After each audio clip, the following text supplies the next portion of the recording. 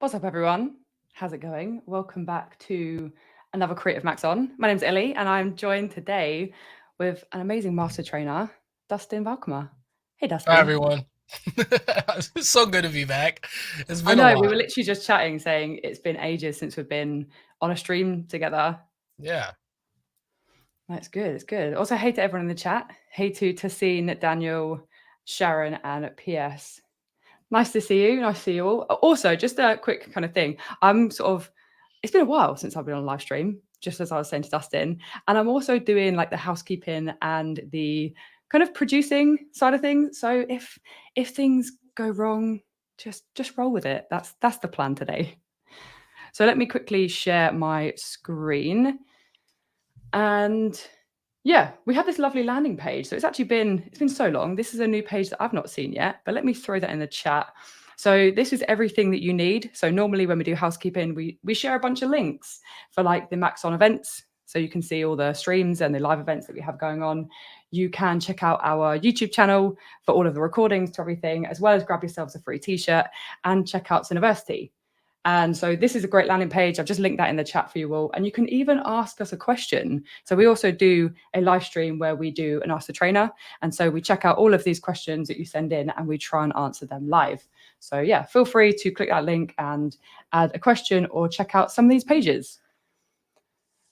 So these are the links that we have. We have the Maxon events page. So we have all of the live streams we have going on, which are all on YouTube. They're also recorded and they're uploaded onto the Maxon Training Team YouTube channel. So we stream across two channels, normally two channels. So that's the main Maxon one and the Maxon Training Team one, but the recordings get uploaded on this one, which is the Training Team one. Also, if you want to learn something new, especially one of the other tools like ZBrush or the Red Giant tools, then definitely check out our brand new looking Cineversity with all lovely Getting Started series across all the different tools, including stuff like particles. If you want to learn something like that, then check that out. And then the coupon code is this. I should remember because I've just been told it.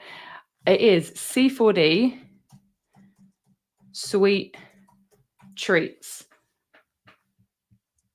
Quick treats. This is going well so far, isn't it, Dustin? Hey, let's keep going. We got it. C4D.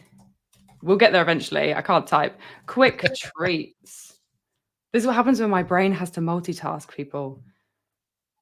There we go. So that is the coupon code. So C4D. Let me throw that in the chat as well. So C4D quick treats. If you want to grab yourselves a free t-shirt, all you have to do is pay for shipping, and that will vary depending on where you live. So yeah, that code is now in there. Oh, look, you got it from Dustin and you got it from us as well. Cool. Yeah. So as some of you may know, a new month means a whole new series. And this month we're looking at product visualization. And the idea is kind of going from a creative brief that you might get as a freelancer or within a studio to that really nice looking final render. And with the amazing kind of Dustin with me, with a lot of expertise, we thought we'd spend this first week. So we've got 5 Mondays in July. So you've got 5 weeks with us looking at things like mood boards, inspiration, modeling, and then sort of some staging. And so, Dustin, I know this was kind of a topic and a series that you were sort of quite keen on doing. This is sort of maybe your little baby. Yeah, definitely. I mean, the whole series is pretty much based on questions that we get quite often. So if many of you don't know, I do a lot of product rendering and visualization, things of that nature. And what I don't do too often is food. And so we thought it would be fun to take something that's a little bit less mechanical, or electronic, and work it into kind of a similar pipeline. Because again, like we've talked about on pretty much every other one of our streams, if you can master the fundamentals of what it takes to create good, composition and lighting and rendering and post-production, and then the subject matter really doesn't matter too much. So we're about to test that theory this month and figure it out. So it's going to be kind of a good ride from start to finish. Yeah, of course. And as always, if anyone has any questions on anything we're talking about, both for myself or Dustin, then feel free to drop them in the chat. If you could just add the word question at the beginning, we can kind of keep an eye on those a little bit easier, but it's not a massive deal if you don't do that. We can both be keeping an eye on that really. So yeah, I guess the place that I sort of want to start, if that's cool with you, Dustin, is to talk about some of the ideas that we had when we were putting this together. And it was, as Dustin said, looking at creating maybe something more like food and food packaging related. And so I thought, because we only really have like an hour on these streams, it would be fun to see what sort of assets that we can create quickly, as well as the ones that we have already existing in the asset browser. And so putting these assets together will help us when it comes to then designing and staging that final shot or that still shot or that animation. We can then take these assets that we've already created and start to sort of build and design based on like the mood board side of things that Dustin will talk about in a little bit. Yeah. Cool. So just really quickly, for anyone who's not too familiar with the asset browser, it is a kind of a really great place to find loads of different assets, or what we call at Maxon capsules. And that's everything from models to textures to sort of surface imperfections, HDRs, lots of really great things that you may not be aware of, so may not have kind of taken advantage of. But when it comes to packaging, if we just sort of come into the asset browser, we have some menus on the left-hand side, and then we have one that is packaging. And if I just sort of enlarge this so everyone can see this, what I might do is let me just resize this and put us up there for now, just so we can see like a bigger screen. We have all of these different things here that are actually pre-modeled and pre-textured for us. And you might see some actually have a little Redshift icon. And what that means is they're actually textured and optimized already for Redshift. So you don't have to worry about converting or rebuilding your textures. It's all created for you. So we can see in here, we have a few different options. We have some jellies, we have some crisps, all the way down to different bottles and different cartons. And so I thought it'd be fun to take a little look at these jellies here. And after going through like a few different ideas, like back and forth to me and Dustin, we thought, yeah, let's do maybe like a sweets packaging design. And so we can actually just take a look at this. If we just double click it, we can open this up and I can just zoom in. So we can see this is already textured and already modeled for us. If I just switch off my materials, we can see it's just like a really nice, simple model that is pre-textured. If I just open this up, we can see we have our text here. And this is something we're going to talk about in the third week, looking at this particular texture and actually recreating our own texture for it. So we don't have to necessarily use the textures or the sort of assets as they are inside the asset browser. We can just customize them as much as we want to. So this is sort of going to be like the base packaging for what we need. But another asset that we could do with is either like the fruit or the gummies. If we're thinking about maybe doing a shot, you might want to have some other assets either flying around or next to it or coming out of the packaging. And so I like the look of these little gummies here.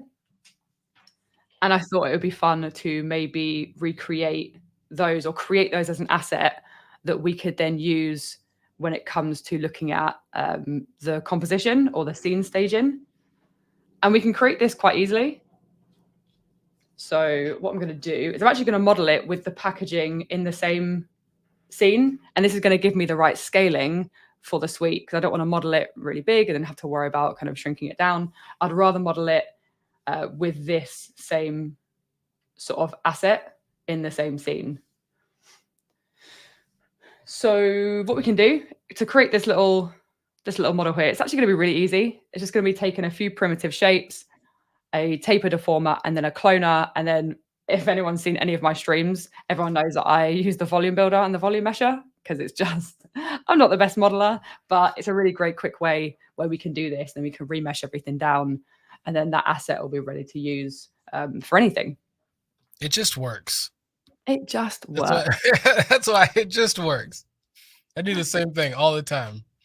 It doesn't matter what I'm modeling half the time. It's just a very easy remesh or volume builder into it's, yeah, it just works well. Yeah, it's definitely a workflow that I use like frequently. So let me just grab a capsule and then let's just shrink this down, because I'm sort of looking at this shape here and how I can create that with maybe like a primitive shape and then maybe a deformer that I can then throw it and just mesh everything together in that volume builder. So the capsule is going to be the right sort of thing for me. Let's make it a lot smaller. So maybe like 0.3 on the radius and then a height of, let's go 1.5. Cool. So size-wise, that's looking okay. And so let's come a little bit closer and then we can up our segments. But again, we're going to be looking at throwing this into the volume mesher anyway. So we'll be remeshing this down. So we don't necessarily have to go too crazy. We can just go something like 10 and maybe like 20 and then 32. So it's nice and smooth. And we can get rid of that for now. And then I want to create that kind of segment, that little piece.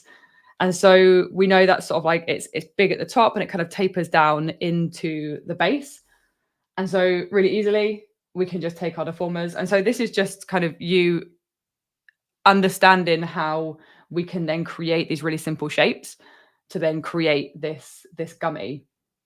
And so we're going to put our taper in our capsule, and it is actually in there. It's just really big at the moment. The size is like 250 by 250. And so we can just fit to parent, or we can just do -y, then fit to parent. And so we can see it's now matched that size. And then maybe we can just add a little bit of some strength in there. And I'm just going to pull this in a little bit. And so we've created that little segment, that little piece there. We can see it shrinking at the bottom. And then I just need to create a load of them. I need to clone a load of them together to create that kind of orange segment shape. And so if we just grab a cloner, we have a few different modes, but the one that we can use for this is the radial mode. And if we just pull in that radius, because again, the default sizing for C4D, as we can see here, is actually quite large. But because we're creating these in the real world scale, which is important, and I'm sure Dustin will be talking about why that's important when it comes to sort of like lighting and texturing. We can pull those down, and then we just need to change that plane. So we now have them kind of splayed out on the XY axis. And then from here, you can just choose how many of these pieces you want. I think it's about 7 in the original. Let's just pull that back. Yeah, so I think that's 7 pieces, maybe 6 or 7. I'm going to go with 7, just this little gummy here, because why not, Dustin? Because that's the way that we're going with this stream today. I mean, we could do 8 just to round it off evenly. Who knows? Like, we'll figure would you like me to do 8? No, 7's fine. It definitely looks good. Cool. And so I just adjusted that angle. So instead of them kind of going 360, going all the way around, we actually just want to have that half piece. So we can just hit 210, and then I can just offset this by -90. So it's now just the correct orientation for this creation. So this is kind of what we have. And let's just hide that taper. So now all we really want to do is throw it into a volume builder, mesh it, and then remesh it so we don't have this crazy high topology. So let's just grab the volume builder, drop the cloner into the volume builder. And at the moment, it's going to go a little bit crazy. We've just got this really strange looking gray square. And this is because the volume builder's voxel size by default is 10 centimeters, but our object is so tiny that we actually need to make sure we have a small enough voxel size to warrant the size of my little kind of gummy piece. And so I can go to 0.01. And so what I will say about this is if you're creating something really big, you won't need to go to a 0.01 scaling. This is only because the object is so tiny. So the object itself is actually like this is the size. So it's like just 2.7 by 1.6. So I need to make sure my voxel size is small. If I had an object that was like 100 by 200, I'm not going to need to do that. You'll get you might get a warning. Yeah, you'll definitely get warned, and don't. I would be very careful in proceeding past the warning. You might very easily lock everything up and just have to have to start over. I've been there many times. I think I can tempt fate, and it doesn't work too well. So not only do you get warned by C4D, you've now been warned by Dustin. So yeah, it's that's 2 warnings. So if you don't listen to them and you choose to do it, then it's on you what happens. Cool. So with that done, I'm just going to throw that into a volume mesher, which now converts my voxels into actual geometry, actual mesh. Throw that in there. And so we can see it's now all one single object. But the thing is, it's not actually looking that great. It's not looking that smooth. But we have a handy little smoothing filter inside of my volume builder. So I can just throw that in there, throw my SDF smooth. And then we now can see that we have this nice smooth geometry. We can increase our voxel distance if we want it to be smoother. And we can increase our iterations, which is how many times that smoothing filter is then applied. So let's go. I mean, this looks all right to me. This looks pretty good. And so this is that Gummi suite. So we can see here, it's kind of close to that one there. I'm kind of happy that it looks like a little bit different. Maybe we want to go voxel distance again, just so it looks a bit more like a suite. And again, the lighting and the texturing is going to make this, it's going to sell this. We can add some little like sugar coating on top if we want to in one of the other episodes. But for now, I'm happy with how this is looking. Slight downside. If we hit NB, it's going to show the topology or the segments that make up my mesh. This is a kind of really high res. So if I come all the way in here, we can see that this is a really high resolution sort of mesh. We don't really need this. One, we don't need it because obviously the model like isn't really that detailed. So this is a little bit overkill. Also, if we want to then animate or simulate this particular like Gummi suite or this particular object, this is just not going to simulate at all. It's way too high res. It just won't be able to work very well. And so we want to actually reduce this down. And so there's a really easy way we can reduce this down. Again, this is my like workflow for modeling. Do everything in the volume builder and then throw it into a remesh. And so that is just inside of here. We can grab a remesh, and what it's going to do, it's going to look at the Z remesher algorithm, and it's going to adjust the mesh density. All that it will do now is it's going to just slightly fix the topology and give us quads over the surface. But what we want to do is we actually want to reduce the mesh density as well. So we want to reduce the amount of topology. So if I just hit 10% on there, I can then drop my volume mesher into my remesh, and we can see it's just calculating on the left-hand side. And then now we can see it's a lower resolution. We could go lower again. All you need to do is throw that in the mesh density. And then we could also add some symmetry. So on our, what would be our X and our Z axis, we can now have a symmetrical topology. And we can see we still have that nice looking model, that nice looking asset. So yeah, this was sort of like the modeling side of things. Again, we wanted to keep it like nice and simple, looking at the packaging from the asset browser, and then again, just creating that little Gummi suite. But of course, the more assets that you have, the more sort of opportunities you're going to have when it comes to the composition side of things. And so if there aren't any questions, it's probably a good time. That was a good little segue into maybe you, Dustin, if you wanted to talk a little bit about kind of the mood board you put together, and then sort of some ideas for composition and how you would then maybe start to think about those things. Yeah, sure. See if we can switch. There we go. All right. So full disclaimer, I have been like eating a lot better in my life right now, and sitting and looking all of this up has been really rough. So we're going to talk about what I like aside of, you know, all the salty goodness and the sweets that are on here. But primarily looking from a point of composition and lighting, and then how we might be able to remix some of that because you know that in these streams we like to change things up and just adjust things differently anyway. So uh, the first thing that I generally look at is the overall composition of a shot. And so what I've found is that if you're looking at potato chips or crisps, as Elly would say, right, they're a lot different. There's a lot of different compositions that you get in the ads and the marketing material and things like that. As opposed to most of the sweets. And so we actually had a hard time finding some really nice, like dynamic stills of candy ads and things like that, because a lot of them are animated, right? And so we know that screenshots don't always look as good as like just a nicely rendered still. And so what we're looking at in some of these is primarily the lighting. Now I can tell right away that a lot of this is just Photoshop. You throw it in quick and it's not really done and rendered in our 3D space. And that's pretty much because, say the lighting on this Lay's can does not particularly match the lighting of the chips that are flying around, and the two bags are just kind of there and out of focus, but also don't match the lighting. So what we're going to do is look to have a little bit more of like a dynamic style of lighting that you might see on something like these chips that are a little bit more backlit and have some really nice variation, to the way that the shadows are playing on each of those. And then we'll also obviously make sure that that matches along with the bag and whatever other elements that we may throw in there.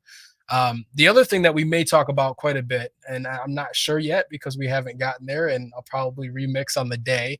And I think this is going to be more next week. We might talk a bit about light linking and how I may do that from one piece to the other, because we'll have a mix of the bag, the gummies, and the environment. And so, in order to get a really nice pop on the product itself, like you may have to go in and light link certain things so that you can kind of still keep it cohesive, but have that product pop the way that you want. Um, and so we can see that same kind of motif with the flying chips that are around. And generally speaking, the bags are pretty close to what I would consider like flatly lit. And I'm going to try to stay away from that a little bit more if possible. But the Cheetos do a really good job of having some really nice backlighting, which is something that I like a lot, and I tend to do that in a lot of my art anyways. And so we'll probably implement something a bit closer to this, to almost like a halo type of rim that goes around our product shot. And then the next thing that we'll do is look and kind of really visualize the way that shadows can play a huge part in the compositions that you're building. And so something like these hard shadows here are really nice. And I think that as we start to get a bit more towards like a backlit stage, with a nice key light, I think we can kind of mix the two between really nice rim lighting and then having some nice shadows that kind of build some nice eye movement and stuff throughout the shot. So as a whole, expect a lot of color and expect some pretty dynamic lighting. And I think pretty much in the end of the stream, or by the end of this stream, we'll have the initial shot that will work into next week for our cameras and lighting, correct? That is the goal, is to have, Sweet. at least kind of sort of 95%. Like you said, you might end up doing some tweaking. If it comes like down to lighting, you might think, okay, we need to play around a little bit with the composition. But yeah, the plan is to have a sort of a rough design. Are we going for like a still sort of shot, or are we going for an animation? Ideally, I'd like to find something that can play well with either. Okay. I think that it would make sense. So if we want to, we'll see how that works. We'll see how that works once we get to it. Just time wise on the stream, sometimes animations are a little bit harder to work with in light because the camera's moving or objects are moving, and lighting may shift back and forth between different parts of the scene. But I'm not opposed to doing either one. So if we want to start it off, we'll see what kind of time we have. If we start off with a still and then we want to animate it, we can do that as well, and maybe just pre-render something by the end, or make sure it's cached well so that we can move on to next week. Yeah. Let's do it. That sounds good. Shall I jump into starting a composition, and then you can be like the creative director? of it? Yeah, let's do it. Is that cool? Let's go for it. This is going to be, you're going to be watching us create this live. So sort of a little disclaimer. So like a few weeks ago, we put together like the shot that you can see as the hero image, which is the thumbnail on YouTube. But we didn't have too much time. I think, Dustin, you can agree. We had sort of like a couple of days to throw something together. So we put that and we were happy with how that hero image looked. But I like the idea of doing stuff live, as does Dustin. So we're actually not going to recreate that shot. We're going to create a new shot that I think we're both going to be perhaps a little bit more happy with, which I think could be fun. Yeah. Always winging it. I think everybody that's here on the stream today. Yeah, I feel like everybody that's here on the stream and that watches these with us knows that it's pretty much a toss-up every time we get on, and we'll find some way to make it different or throw some kinks into stuff. So let's go for it. Yeah. So yeah, any creative direction from anyone in the chat is always welcome as well. So anyone who knows me knows I love simulation. And so if we're thinking of creating a nice looking still that could also be animated, then of course I'm going to be looking at some kind of simulated design that then we can hopefully find a cool looking still and play around with the composition. So let me just take my asset. So I'm just going to current state object this little gummy. And we're going to build a whole new scene. So let's just paste this in here. And me and Dustin were chatting just before we came onto the stream, and he had an idea of maybe throwing a load of gummies together and having like the packaging sort of come through them and have this like nice little like slow-mo effect of maybe them falling off and falling down and around the packaging. So I'm going to try and create that kind of thing, I guess. So all this stuff is really fun live, isn't it? So yeah, let's do some cloning and let's do some rigid body stuff. So I guess, do I want to start? Let's get the packaging as well. Let's grab this little packaging here. And then maybe we can hide my gummy and we can have a little base to play with. And I can paste this little jelly bag in here. And let's actually, I'm going to take the texture off. We don't need to see that because we're going to be dealing with texturing and everything later on. And so with the jelly bag selected, let me just get my place tools. So if you ever want to place something really easily, the placement tool is basically the best thing to do for that. So let me find my correct axis, maybe plus Z. We can sort of like pull this down, and now it's going to be directly on my floor. So this is my little jelly bag. And did you want it sort of like laid down, or were you thinking sort of a more upright and coming through? What were you thinking, creative director? What I like to do is actually unmute myself while I'm talking. That would probably help quite a bit. So you can so tell it's been a while since we've done this. I know, it's great. So what I'm thinking is if we have more of an upright orientation, okay. What I like to do generally is start there and see how things fall around. So a lot of times what I see this type of concept in is like something like coffee beans. I've seen them with peanuts as well, where they have like a bag or a jar of peanuts like that rises out of like this whole bowl, I'll assume is a bowl of peanuts, and it's pretty cool. But I think we could do that with gummies. And so I think if we start with more of an upright orientation, we could possibly, twist the bag as it starts to come up so they kind of fall off and, spread a little bit as they go, is a good place to start. And if that doesn't work, then I would start to work with a little bit more of a rotated axis on the bag, to pull more gummies from underneath and see how that falls. Okay. And did you say you wanted like a bowl of the gummies? Oh, I mean, I think for this shot, we could essentially just have a big plane, just Covered think of gummies. them. Yeah, just cover it. Yeah, just a big bunch of candy. Okay, right. Let me get my little gummies. And would you like them all sort of together in like a pile, or are you thinking just having like a load of them around, like floating midair? Okay, so imagine a fish tank. Okay, Yeah. a fish tank full of these gummies, and the bag is sitting on the bottom of the fish tank, and it's just surrounded. And then you have your camera, either depending on how they fall, we can adjust the camera later, right? But the fish tank, the bag, the gummies are in there, and the bag does not break. It's an indestructible bag as you pull it out with like a fishing line. So you pull the bag out, the gummies kind of fall off, and spread out a little bit. Mm-hmm. I think that's where we Okay. start. Okay. I'm just deciding whether or not I'm going to do like a rigid body sim to make the gummies surround the packaging to start with, or whether I'm just going to do like a cloner. I would start with a cloner. Okay. Let's do that then. And we can multi-instance those. How close do we want everything to be? Right, let's just get a whole load of these. There's going to be so many of these by the end of it. Is it too many? There's And no so, such thing. yeah, and so spread them. You're gonna have. I forget how big the bag actually is in this scene. So the bag is 13 by 17. So I would start with whatever's like 5 times that on either side.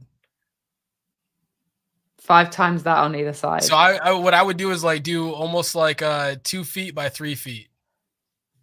So you have a whole range of gummies in there.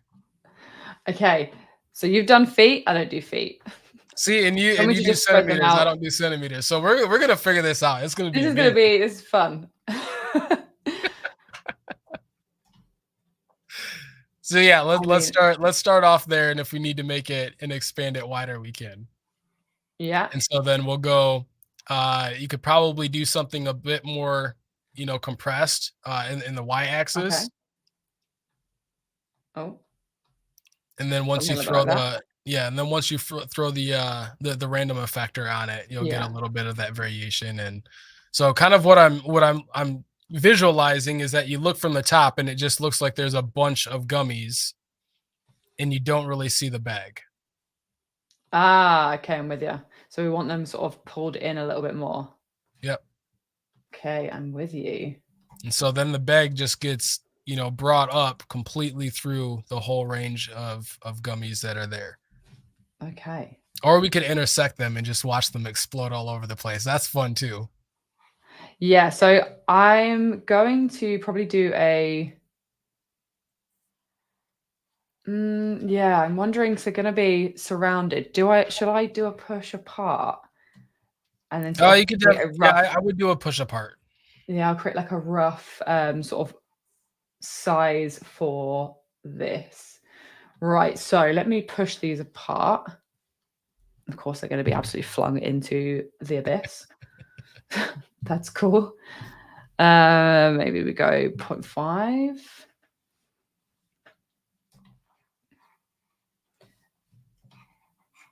And then how do I want to do this? I want to create a field, don't I? Maybe a little bit bigger than that. Yeah, let's do that. And then create a, what would I want? Like a box field, maybe? Yes. So basically, I realize I'm not really talking as I'm doing this. My plan is to do the push apart, and then I'm just going to create a little field that is the rough size of the little packaging to push them apart and away so we don't get any intersections, because we don't really want that when we're animating, because as Dustin said, things would explode. And if that's the look you're after, then cool. But for me, I am not. So let me just switch off the cloner for now. And let's just get a little bit closer. So let's do 5, 5. So what size did we say our gummy bag was? Our jelly bag? 13 by 17 by 3. So what was that? 13. 17 by 17 by 3. Yep. And then Why does that seem really big in comparison? Maybe it's the interior fall off. Oh, okay, I'm just gonna eyeball this just for speed. Maybe a little bit like that, and then put that over here. Pull that in a little bit more. Okay, maybe like that and like that. Okay, moment of truth.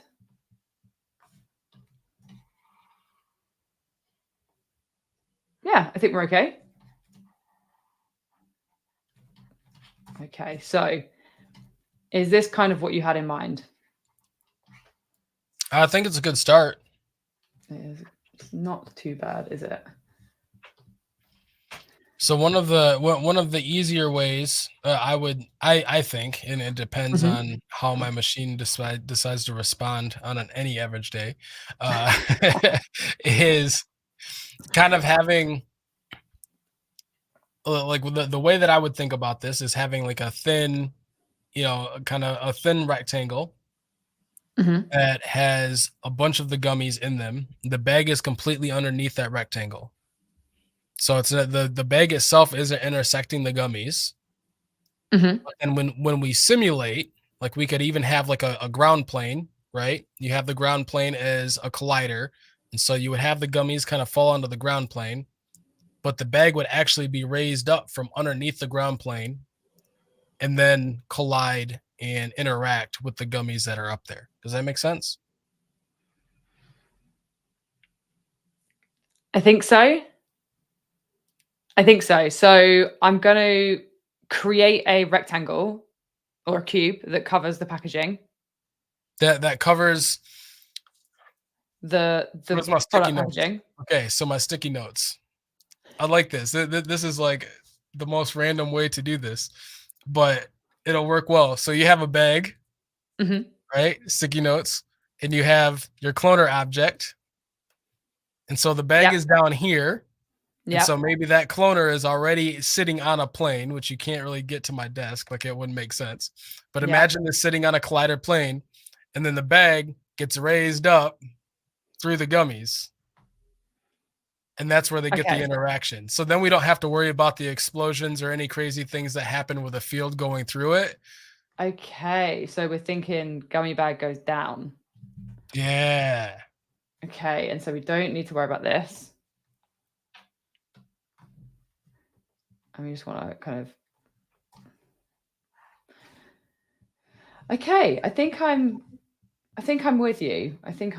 I'm still going to have some intersecting though. So I'm still going to have to do a little bit of a push apart, right? Just to kind of make sure there is no intersecting happening. Maybe something like that. Bam gets it in the comments. He hears what I'm saying. I'm with you. You will use a rigid body, like ultimately, but it's the same. So something a little bit like this, you're sort of saying. Yeah, and so you have we can take maybe the random effector and do a little bit less randomization. Sort of position and rotation, or yeah, I would say do a little bit. You could keep some of the rotation because I think they would be, they would kind of fall on their own anyways. But set it up with that, and then we may have to adjust the number of the clones as we get rolling with it, but have them fall down. It kind of looks like a bouquet of gummies. That's kind of cool, actually. It's a bouquet of gummies right now. I'm hungry. And so we want them to fall onto. And so they'll fall onto the plane, which will be a collider. Yeah. And then the bag will also be a collider. Okay. Right. So plane, simulation, collider, and then we want the bag to also be a collider. And then my gummies are going to be my rigid body. Yep. My rigid body. And you want them to trigger immediately? I would say to trigger immediately, because the way that I would do this, you could even put them closer, like closer down to the to the ground plane. So there's not so much of a, oh, I guess there's not a whole lot of a fall there, is there? Yeah. There is not too much of a fall. Yeah. And so you could just let them fall, and then you pull the bag up through and see how that works. Okay. Do you want me to animate the bag coming through so we can see it straight away? Yeah, let's do it. We'll just let it happen. Just do it. Okay, I'm just going to animate the bag. Do you want a slow move through or do you want a fast move through? I'll start slow. We'll just reposition the keyframe as Okay. needed. Because there is something that's nice about, like, you know, a slow motion, but there's also kind of like a nice just bam, there it is, and we go for it. Yeah, I So feel like you you'd can also either do get a more of like a spray of the gummies then. right. Yeah. And so like I think we could start slow and then work our way through. Like we don't have to do a full send right now. We could hold on that. I also need to instance these because we're animating. Okay, let me just do a little savey save just in case. Week 1. You know, I feel like that might have been the first time that we've actually thought about saving a project before it's. It's because in my head, I just imagined hitting play and it all just going wrong and then having to recreate it again. Awesome. Which this time probably wouldn't take me very long. This is the joys of sort of creative direction. Yeah, this is like saving a lot of trauma. I like it. Okay, so that move through is too slow. Just yeet it through the floor. Absolutely yeet it through. Right, it's going to smash through.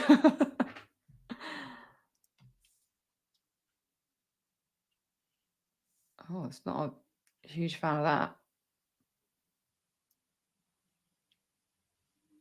Oh, what if we had like... Okay, I have an idea as well. I'm going to, for the sakes of this, make this a lot lower. Yeah. Yeah, let's get rid of that. I had that. Cool. Let's just go low res. We can up res with the object tag later on. Yeah. Gummi version 2. Back in here. And let's just throw that in there and get rid of that one. Okay. That should work a little bit better.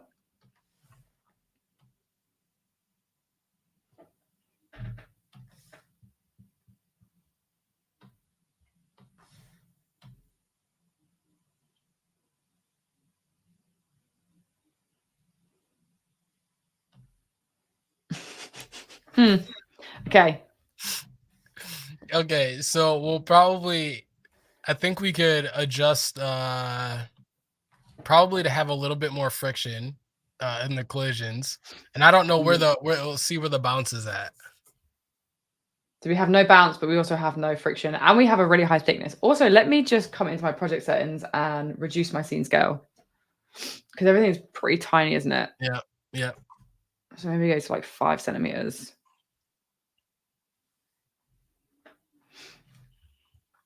Right. What did we say? I mean, the collision's gonna have to be smaller, and you wanted friction, right?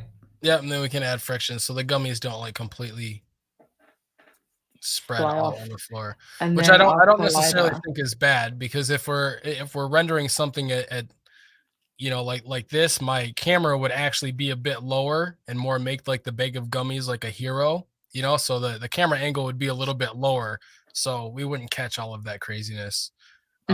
So yeah, definitely increase the friction on the ground. Yeah, and get that working. So yeah. So I assume we want no bounce on our colliders either. Nope. Cool. And then what about the bounce and the friction for the actual jelly bag itself? For the bag, I don't think we'd really need bounce on the bag. I just think, I mean, if we're thinking realistically, like we could probably have just a tiny bit there so that the gummies aren't just, you know, kind of sticking, you know, in place too long. But I don't think that there needs to be anything crazy for that. Yeah. I mean, I'm imagining a bag would get pummeled by the gummies. Like it would actually get pretty warped and wrinkled. Yeah, see, there you go.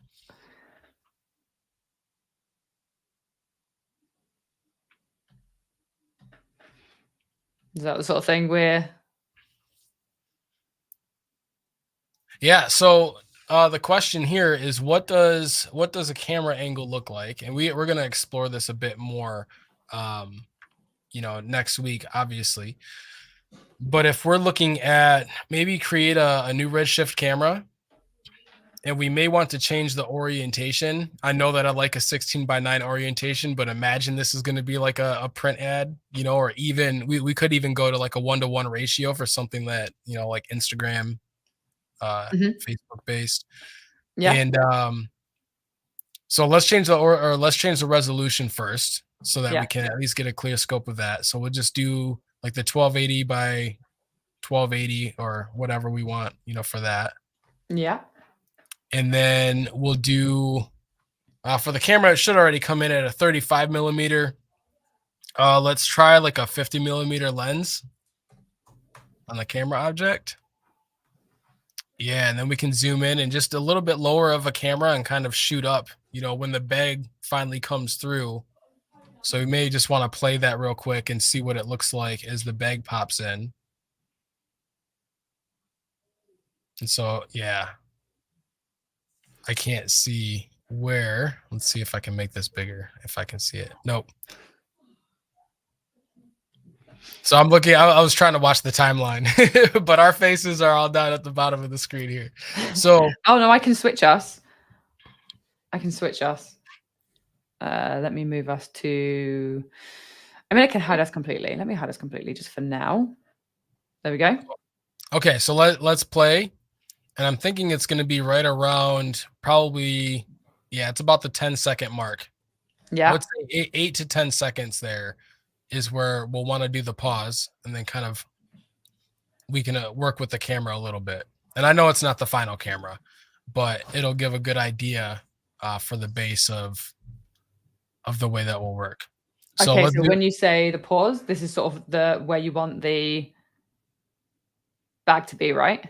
Yeah, I would do it pretty much right where, because this is where we're going to find out how many gummies we actually need to have them spread out and kind of cover the floor, right? And now I would do I would think a little bit more. Generally, I would do this if it was a still. I would kind of composite extra gummies in down at the bottom. Also, Dustin, quick one. I've actually pinged you this file as well. I don't know if it's helpful for you to being the kind of photographer, compositor of the two of us. I might have a second. Let me get back to 5,000 windows. You see me looking all over the place. Like, where is it? I thought, because it's like a really simple scene, I thought I'd just ping it over, and then we could always do like a back and forth. Yeah, let's do that. So with the 50 millimeter camera, more what I was saying, I guess, is just if we zoom in a bit and we want to catch the moment. And Bam's right. It's like, thinking frames, not seconds.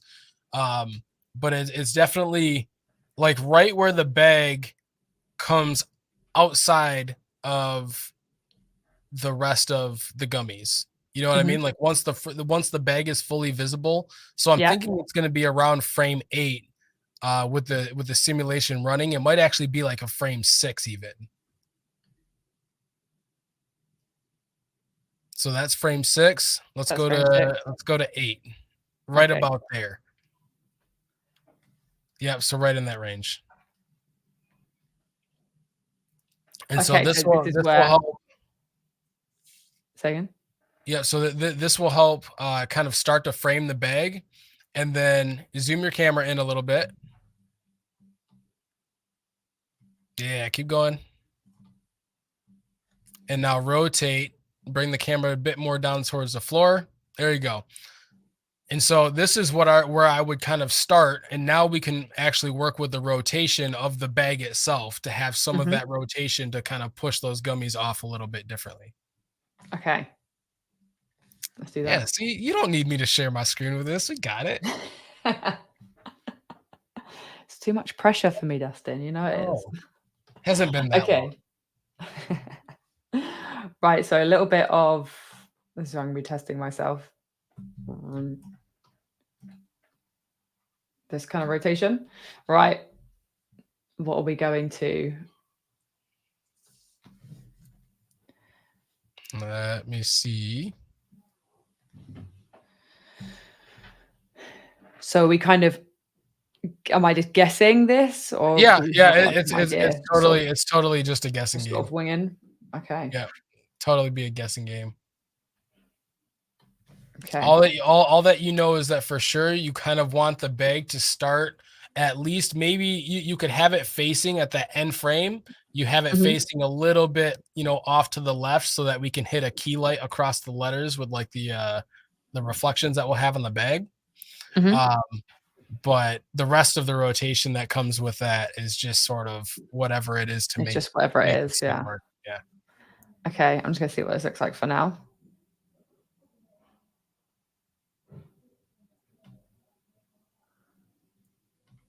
Okay. Let's go back, and maybe I'm going to go. So that looked good. So minus 3.98. I actually kind of like. So I want that to be the last. And then let's just, I'm just going to zero it out.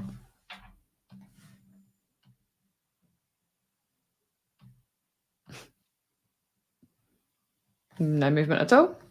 What did I get rid of?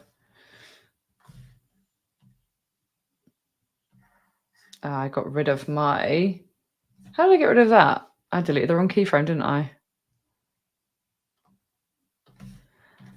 Good work, Elly.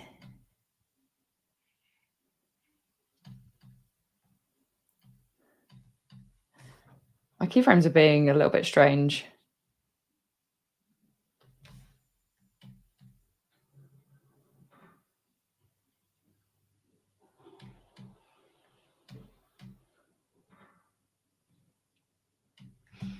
I'm unsure why it's not rotating, or it looks like it's not rotating to me.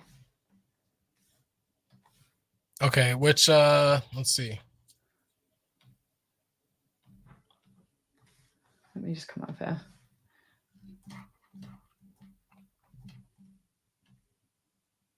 Oh, it's just doing a little bit, that's why. Let's kind of come around a bit more. So something a bit like that. Yeah, you could probably make it even more exaggerated at the start of it. Yeah, let's go more. Kind of pop into place. Oh, there we go. Cool, that's looking better.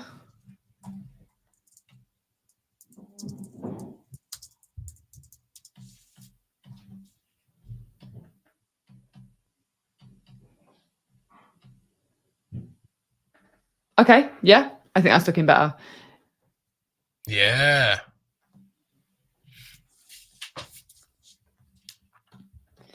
Yeah, so I think I deleted the wrong keyframe then on the timeline. Yeah, I mean, it happens. Yeah, that's why you should go into, don't do what I do. Just go into your dope sheet and delete the correct way instead of just deleting this little icon. I mean, Hey. hold on. You know how many times I've done that? Like when you know about the dope sheet and you get into the dope sheet, that's great. But at the same time, like sometimes you just, like I said, you tempt fate and you just go for it. Yep. At least you realized it now. I mean, I've been on projects where it's been a week later, we're like, wait, why isn't that thing moving? Or when you're parenting objects to one another, see, that's a whole different story. And then you realize that way after the fact and you have to figure it out. So yeah, it was a good job. See, troubleshooting on the fly. Hey, that's what we can title the stream. Yeah. So, let's look. I'm actually going to look at. Yeah, I like having that rotation in the bag. Yeah. And let's see if we can add a little bit of rotation to the to the x-axis of the bag. Okay, yeah. And so we could do that. Like we could sort of position it on the final, like on that final keyframe. Yeah. so that once everything comes in.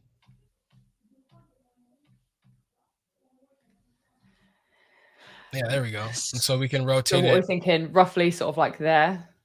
Yep. So whatever that is. So we're thinking. Yeah, so just grab the pitch and shift the pitch over just a little bit.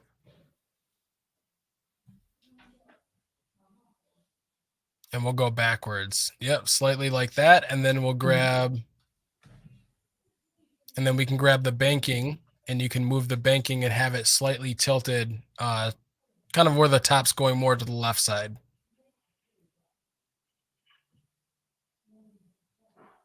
Yep, More? just like that. I think that'll work. Okay. And then I want to do we want to animate this, or do we want it to stay as it is? Let's play the simulation and see what happens. Okay. Because we already have enough rotation in the other side. Look at the gummies dancing on top.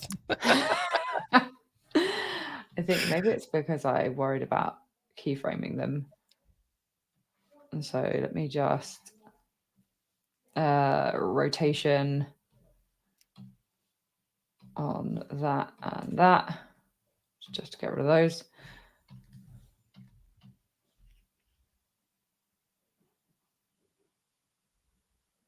Doesn't like that, does it?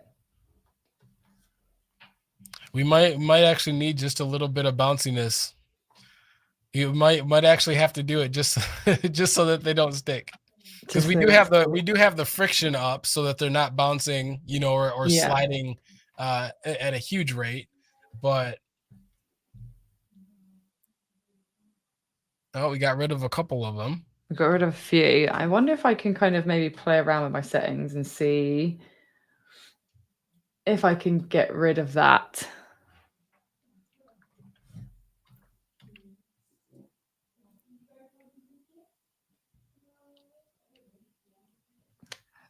Hey, I made it worse. When all else fails, once it's simulated, or I guess once it's cached, you can probably get in, or we could just delete the clones. Like if we wanted to go through the cloner and kind of bake that down, we could just delete those at the end. That's more of the brute force, kind of Rambo style way that I'll do things. But it's a little bit more destructive. You just, if it's going to be broken, we'll just break it the rest of the way and delete the gummies. Okay, yeah. Should we do that then to show that? I'm unsure why it's suddenly like the slightest bit of rotation is now causing an issue. Yeah, we'll just we'll imagine that it's a weekend project, and the client wants the first. We'll say they want a final draft tomorrow morning, and so you're just deleting things to make it work. But the best part about this is that everything is so simple, you know, in essence, that, you know, it could be easily recreated. So it wouldn't take much time to go back if it wasn't a project to make sure it animates differently. But I like it. So yeah, I would say just to maybe bake everything, you know, just kind of make it editable, and then we can delete whatever 5 gummies that are at the top there. They really are just hanging out. They're stubborn, and I'm also stubborn. Yeah, it's probably because the geometry is so thin up at the top of the bag, it may just be intersecting. It looks like it's just intersecting as it's coming through them. Yeah. And I'm not sure if a collision distance, you might have to get so minute. To fix the collision distance? Yeah. Maybe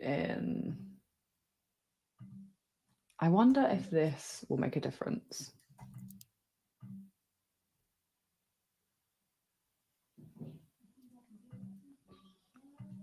Troubleshooting on the fly is not my favorite thing. Okay, I might leave it as it is.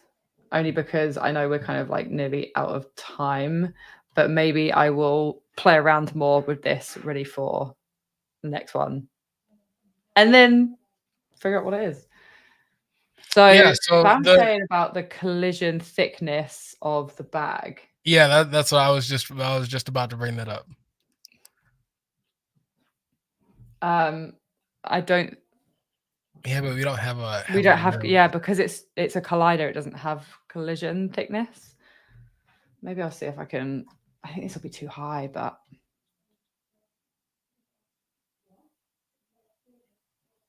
Oh, it's so close. I wonder if it's maybe where it's moving so fast as well. Let me change. Like, I think, what do we get to? What height? Oh, the beach ball. Okay, right. So what do I get to height on the jelly bag? Ooh, Amin has a good idea. You can add an invisible cylinder to the top rim as a child of the bag. Oh. Yeah. Oh, I love that. What an idea. So what are we doing? A cylinder as the top rim. See this? I feel like we should. Well, you know what I need to do? I just need to start streaming my actual projects more. And then when we deal with this stuff in the middle of a project, I'll just have the chat fix it for me. This is amazing. This is a great idea. Oh, I actually love this. Let me just make this a bit skinnier. Something like that, do we think is going to do the job? I think so. I think it'll be enough. And maybe, let me up that res though. It's going to work so good. This is literally the craziest thing that you think about, and I watch. It's going to be so simple. Boom, cylinder. The way it needs to be done.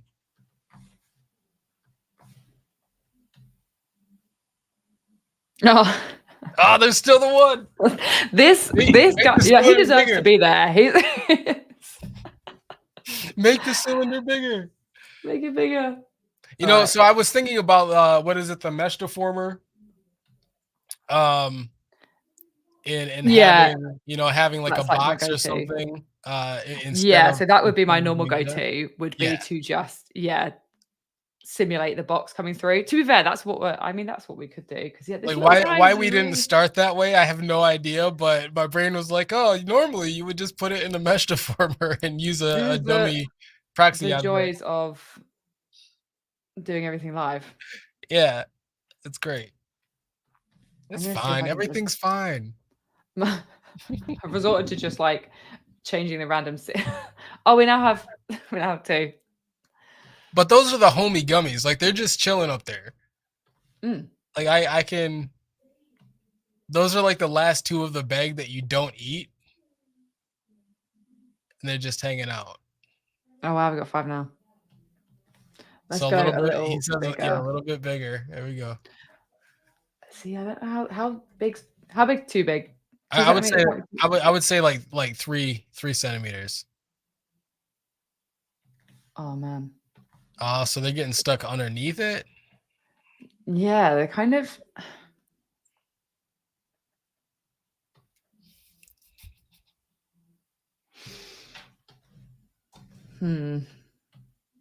Oh, so let's move the cylinder down a little bit so that it catches. Yeah. In that range.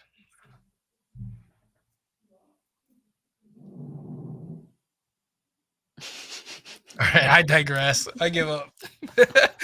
So at this point, the client's having it like this. Or my laptop's out the window. I'm unsure. Yeah, it definitely I would say a mesh deformer. A mesh deformer with a box, and you just have that parented hidden and you run with that. I think I'm gonna redo that for the next time. because that's a workflow that I love to do. Yeah, I think it sounds like a good way, because this is one of those deals where if you're trying to get it, for a photo, a still render, depending on what the location of that piece is, there's two ways. I would either bake it down and just delete it, or because I'm very quick in Photoshop, I may just Photoshop it and get rid of the thing and, Mhm. it not be visible anyways. Um, Yeah. but these are definitely the type of things that you get into on, this kind of project where I mean, for us, we're a bit more having fun with it, but in a Mhm. real world project, you fudge it and you make it happen. And as long as the client likes it, you're golden. Mhm. So I also wondered about doing, I don't know how well it would work, sort of using like dynamics to push up the bag instead of it being a collider. But I imagine it would have to we'd have to do something different with the plane being a collider. yeah, for sure. But no, I like the mesh deformer option. Maybe I'll do that for the next time. Because yeah, I think that could be a fun trick. But I do like, I mean, in fairness, the cylinders actually like worked for majority of it. But I'm sure if I like Yeah. spent the time tweaking it around, then yes, absolutely, this is such a great hack and it's such a clever idea. Yeah. And so I think I'm flying solo next week, right? So what I we'll think do, Thanasis will be here with you. yeah, see, and then Thanasis will fix it. He has the fix. He has the technical. He has the technical fixes for everything. Yeah. Really, So we've done like this on purpose. So then next week he can tell me how wrong I am about everything. And he'll love that. we give Thanasis something to teach next week. There we go. Yeah, Um, he wanted something to do anyway, to fix Elly's scene. Yeah, and so there's a couple different ways. Oh, see, Bam's on it. He's over here. Okay, so like the most selection, you can go in and we could just hide, the Oh, yeah, I specific would, pieces that are yeah, getting so done. I would Um, literally most select that. yeah, and so doing that, if you wanted it to simulate a little bit better, you could easily go into using the mesh deformer. Super easy way to do it and make it work properly. Um, because I can easily, like, my brain can see where a bag would be a bit more difficult to simulate, with just the geometry and the way that it's kind of modeled versus a box, and they're both going to have a very similar end result.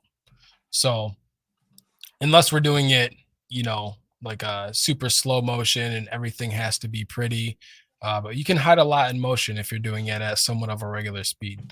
So yeah, I think that's a lot of good stuff. So you can, if you want to do the mesh object adjustments, and then when I get this project file next week, maybe I can talk about Yes. kind of what you did and how we adjusted it, and then I'll start to build other pieces for the camera and lighting composition stuff. So that'll work good. Yeah, I think that's gonna be great seeing how you go through, and feel free to change whatever you think needs to change for that final shot or that animation. And then yeah, it'll be fun to then I'll be back then the following week and then we'll go through some fun texturing sides of things and actually recreating some packaging, which is Awesome. what I sort of like redid the packaging a little bit just to make it a little bit cleaner. Oh, it works. I like it. So yeah, I'm looking forward to it. So yeah, thanks Dustin for being on. I'm excited for this series and kind of getting to chill and hang out with you. Yeah, it's good to be back. I feel like it's been so long that it's I'm interested to see how it goes next week, because once we start lighting and doing cameras and depth of field, I think I'm going to do, I guess, what may be a little bit more of my updated workflows to lighting, which is I like to get my camera obviously set, but then I start to throw lights in, and I like to work with my bokeh and certain things before I even do materials these days. Um, and so we'll see some of that next week, and it'll be a fun time. That sounds good. I'm looking forward to it. And thanks to everyone in the chat also for the good suggestions. Like I love that people are throwing in sort of ideas and suggestions for this sort of like creative scene. So yeah, Yeah. more of that. definitely over the next few weeks. I definitely need everybody that's commenting in the chat to be like my personal like troubleshooting assistants, just like there and throwing out ideas. It could work so good. But yeah, that sounds good. Awesome. All right, cool. Well, Dustin, we'll see you guys next week, and I'll see you in 2 weeks' time. Have a good one, everyone, and we'll see you soon. Yeah. Bye, everyone.